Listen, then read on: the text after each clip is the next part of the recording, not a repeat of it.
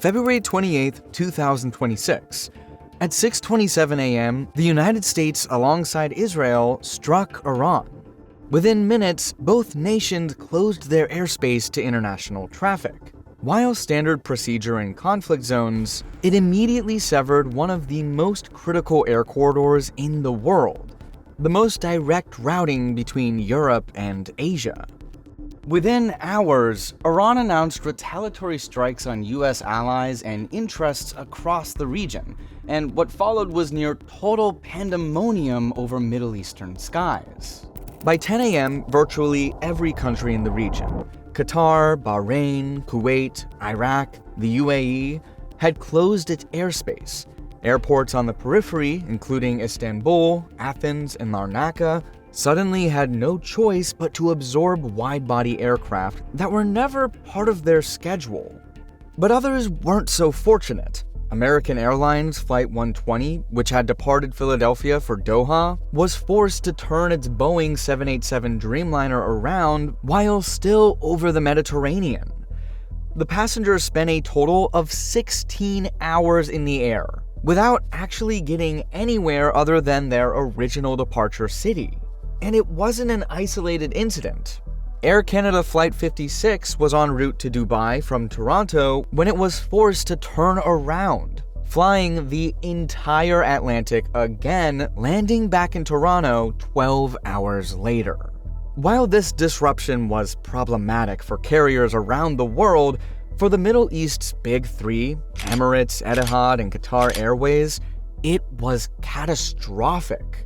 Carriers that had built their entire business model on banked connections at mega hubs, moving the world through Dubai, Abu Dhabi, and Doha, suddenly found themselves bleeding over $200 million per day in lost revenue, with costs now having exceeded $3 billion. But lost revenue was just the headline. The real damage began when Iran started targeting the very infrastructure these airlines depended on. Missiles and drone strikes hit ground facilities at Dubai International and forced Zayed International into emergency shutdowns. And then came the hotels. Iran wasn't just hitting runways, it was erasing the one thing the Gulf had spent decades and billions of dollars constructing: the image of a region safe enough to fly to. The fallout was immediate. Tourists didn't just cancel bookings, they fled the region. And for airlines with no domestic market, no fallback, no buffer, the economics collapsed almost overnight. So how did three of the most operationally sophisticated airlines collapse so badly in such a short amount of time? How did geography, once their greatest strength, suddenly become their greatest weakness? And more importantly, can they really survive this war for long? But before we understand their collapse, we first have to understand their rise, and the single strategic factor that made them so successful. It's the 1940s. Qatar discovers oil in commercial quantities at the Duqin field on its west coast. But the timing was difficult. The outbreak of World War II forced Qatar Petroleum to plug the wells and suspend operations for nearly a decade, with production not resuming until 1949. By the late 1950s, similar discoveries were being made across the region, including in territories that would eventually become the United Arab Emirates. At the time, those emirates hadn't yet unified. Dubai was still a modest fishing and trading settlement built around its creek, a stop on the old Arabian trade routes, sustained largely by pearl diving. Then suddenly, these countries found themselves sitting on a gold mine. As oil prices started shooting up through the 1960s and 70s, billions of dollars began flooding into the region. But the rulers soon realized something critical. Depending on one source of revenue wasn't sustainable. They needed to build alternative sources of income for long-term growth. In Dubai, that question landed with Sheikh Mohammed bin Rashid Al Maktoum. He brought in outside experts to identify the most viable paths forward, and the consensus that emerged from those consultations kept pointing in the same direction. Dubai needed its own airline. The reasoning came down to geography. You see, Dubai sits within an 8-hour flight of roughly 6 billion people, around 60% of the world's population. And these aren't peripheral markets. India, China, the broader Middle East, Sub-Saharan Africa, and the established economies of Europe all fall within that radius. That single fact created 3 distinct strategic advantages. The first was transit. Dubai's position at the midpoint between East and West made it a natural stopping point for long-haul routes. A flight operating between Europe and India or Europe and China could route through Dubai for a layover and refuel, and the geometry worked in virtually every direction. The second was demand. If Dubai could establish itself as a connecting hub for traffic across that corridor, a homegrown airline would have access to a volume of passenger demand that most carriers could never replicate from their home market. The market wasn't something Dubai would need to chase. It was already flowing through. While these 2 factors created a perfect recipe for a hub-and-spoke model, there was one more reason that made Dubai a super connector, and that is aircraft efficiency. Think of how an aircraft burns fuel. It burns fuel mostly based on weight. The more fuel you carry, the more fuel you burn, and the more fuel you burn, the more you need to carry. Here's the fuel burn chart for the Boeing 777-200, which shows the lowest fuel burn per minute of flying is achieved approximately between 2,200 and 2,700 nautical miles. But as you can see, as the distance increases, the fuel consumption suddenly spikes by a huge margin. And here are the destinations you can reach within 3,000 miles of Dubai and the Gulf region as a whole. That is a pretty efficient hub location, from an aircraft perspective and a population perspective. Emirates soon began operations with luxury and impeccable service as the main focus, and within a year, it was already turning a profit. By the early 1990s, the airline was carrying close to 2 million passengers annually. The proof of concept was impossible to ignore. Qatar and Abu Dhabi soon launched their own carriers following the same hub-and-spoke model. And before the US-Iran crisis, nearly 300,000 people passed through one of the 3 hubs every day, and about 2/3 were heading straight through on a connecting flight.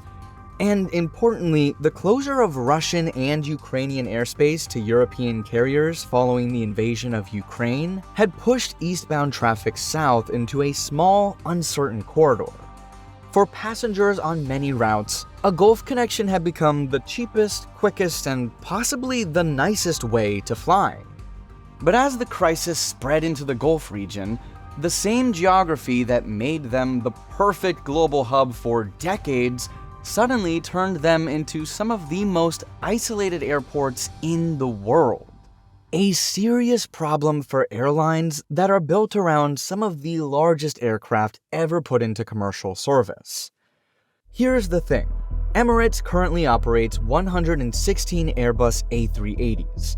That's the largest fleet of the double-decker Super Jumbo anywhere on Earth.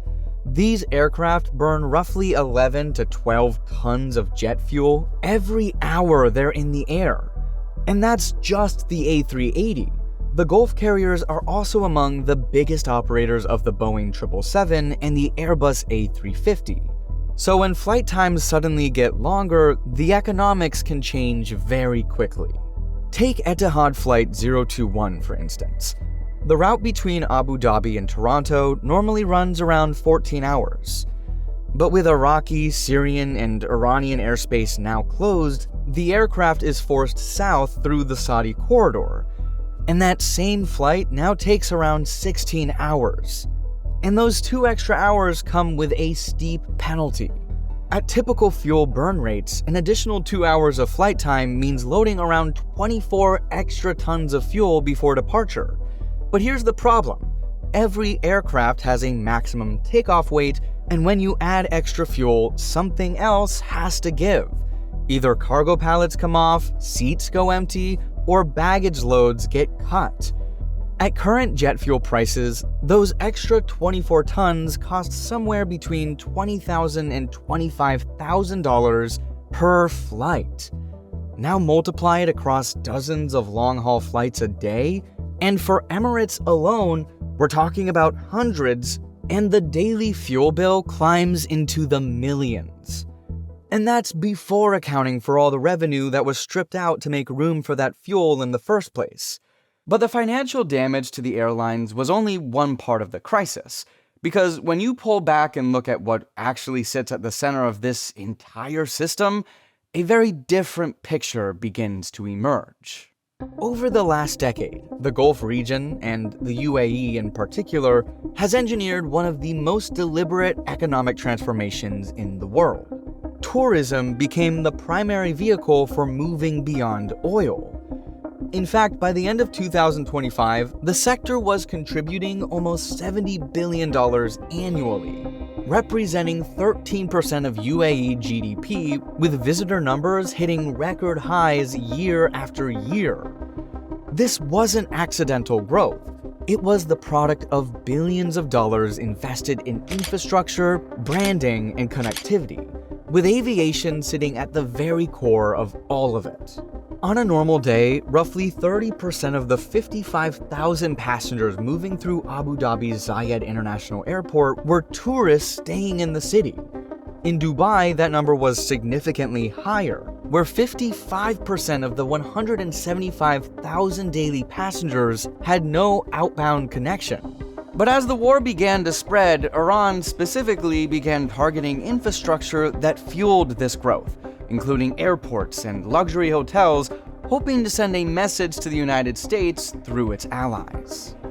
The consequences were far deeper than physical damage. In the days following these attacks, tourists began to flee the region, bringing the entire tourism economy to a standstill. And the image of safety, the one thing the region had spent billions of dollars building, was gone overnight. According to Helen McDermott, Director of Global Forecasting at Tourism Economics, inbound arrivals to the Middle East could decline almost 27% year-on-year in 2026. In absolute terms, that would mean almost 38 million fewer international visitors, with an estimated loss of $56 billion in visitor spending.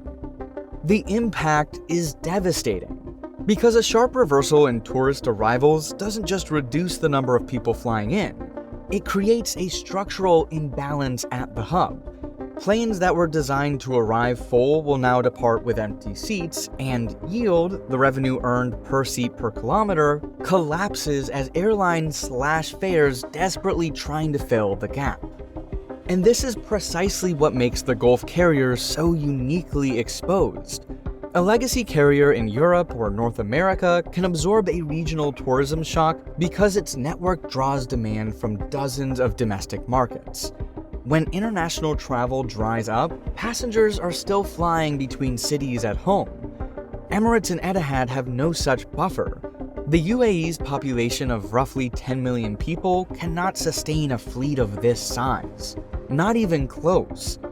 These airlines were never built for domestic demand. They were built on the assumption that the world would keep coming to them, as transit passengers, as tourists, as business travelers. But when the flow stops, there is no fallback position. The aircraft still need to fly, the crews still need to be paid, the fixed costs keep accumulating, and the revenue simply isn't there to meet them. And as if that weren't bad enough, the crisis created an even worse problem, one that could cripple the operations of Gulf Airlines entirely. You see, under normal conditions, these airlines run with extraordinary precision to ensure the hub-and-spoke model operates at maximum efficiency. Dubai Airport, for example, handles more than 440,000 aircraft movements every year, making it one of the busiest aviation hubs on the planet. But what makes Dubai work is not just scale, it's timing. The entire airport is built around a system known as connecting banks. Aircraft from across Europe, Africa, and Asia arrive in tightly coordinated waves, unload passengers, swap crews, refuel, and depart again within a short window of time. In less than 2 hours, tens of thousands of passengers can move through the terminal, connecting between flights that were never meant to originate or end in Dubai at all. But when flights start arriving hours behind schedule, or not arriving at all, that carefully orchestrated choreography began to collapse.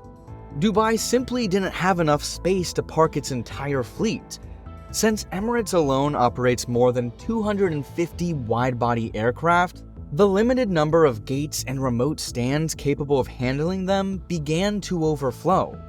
The airport, designed under the assumption of continuous movement, ground to a halt, bringing the entire operation to a standstill.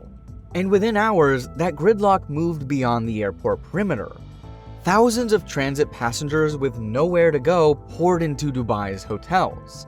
The infrastructure that had been purpose-built as the world's most efficient transfer hub was now serving an entirely different function: an expensive, overcrowded holding area for aircraft that could no longer reach half the destinations on their departure boards. The situation was even worse at major international airports beyond the Gulf. At the world's most congested hubs like London Heathrow, New York's JFK, Toronto Pearson, landing and takeoff slots are among the most tightly controlled and fiercely protected assets in commercial aviation. Slots at these airports are not simply scheduled, they are allocated, regulated, and in many cases, bought. In 2016, it became global news when Oman Air paid a massive $75 million for a single prime morning slot at Heathrow. Not for a fleet of aircraft, just a single slot. That figure alone illustrates how constrained these airports truly are. The regulatory framework governing these slots is equally unforgiving. Under international aviation rules, an airline must use its allocated slot at least 80% of the time across a scheduling season, or risk losing it permanently to a competitor. So airlines don't just plan around these slots, they build their entire international operations around them, scheduling crew rotations, maintenance windows, and connecting banks at their home hubs to align with specific arrival and departure times at the other end. When Gulf carriers were forced onto lengthy detours, adding 2 or more hours to already long-haul flights, those carefully constructed timelines fell apart. Aircraft began missing their allocated slots at the other end.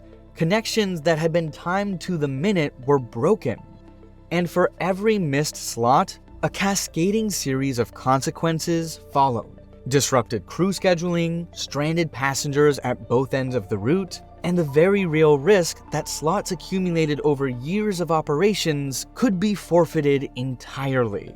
But perhaps even more concerning, the competitive advantages that had allowed Gulf carriers to systematically outmaneuver their global competitors for decades through state financial backing that absorbed losses, a non-unionized workforce that kept labor costs structurally low, and geography that made their hubs almost impossible to replicate, were no longer enough to offset what was happening above their own skies. For the legacy carriers that had spent years watching Gulf Airlines systematically strip away their long-haul market share, this disruption represents the first genuine opening in decades. Qantas, for instance, has long harbored ambitions of operating direct flights between Sydney and London under its Project Sunrise program. Routes that, under normal conditions, struggle to compete with the convenience and pricing of a one-stop connection through Dubai. With the Gulf Corridor now compromised, the economics of ultra-long-haul flying suddenly look far more attractive. But the real winner is likely Turkish Airlines, whose Istanbul hub sits just outside the affected airspace. Turkish is the most immediately positioned to absorb redirected traffic, offering a viable northern alternative between Europe and Asia with a comparable connecting bank structure. Even legacy European carriers that had quietly retreated from competitive Asia routes over the previous decade, conceding ground to Emirates and Qatar Airways, might re-enter markets they had effectively abandoned. So, what do you guys think? Will Emirates, Etihad, and Qatar be able to bounce back to pre-war levels? Or will it allow global competitors to finally catch up? Let me know your thoughts in the comments, and don't forget to like and subscribe to the video.